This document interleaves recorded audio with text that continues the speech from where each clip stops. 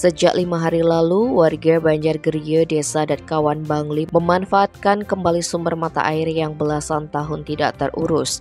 Itu dilakukan karena sudah lebih dari sepekan pasokan air dari Perumda Tirta Danu Arta tersendat. Sumber air di Sungai Gerubugan itu dialirkan ke tempat yang datar menggunakan mesin agar warga Geria yang mencapai 600 jiwa tidak kelimpungan mendapatkan air bersih, sebab selama ini mereka sangat ketergantungan dengan Perumda Tirta Danu Arta. Widiana saat ditemui bersama Kepala Lingkungan Geria, Ide Bagus Made Indradata, menyebutkan bahwa zaman dahulu mata air Sungai Gerubugan itu dimanfaatkan oleh warga kota Bangli, debitnya besar. Selain itu ditata seperti dibuatkan tempat mencuci dan pancuran yang terpisah antara laki-laki dan perempuan. Lokasinya juga tidak jauh dari permukiman.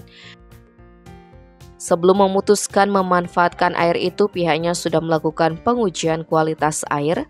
Hasilnya memang layak dikonsumsi.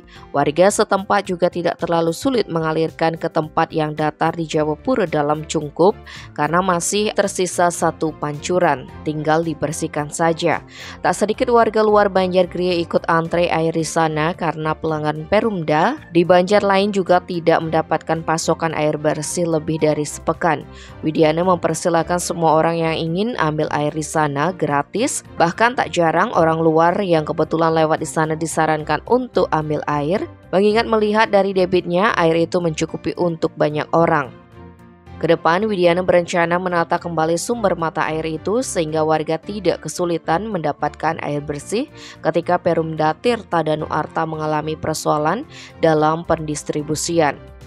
Selain itu, sebagai upaya melestarikan sumber mata air itu, sementara terkait kerusakan jaringan pipa Perumda Tirta Danu Arta akibat cuaca ekstrem yang mengakibatkan pelanggannya tidak dapat air, Widiana berharap menjadi bahan evaluasi jajaran Perumda Tirta Danu Arta, mengingat persoalan seperti itu hampir terjadi setiap tahunnya. Tim Bali Express melaporkan.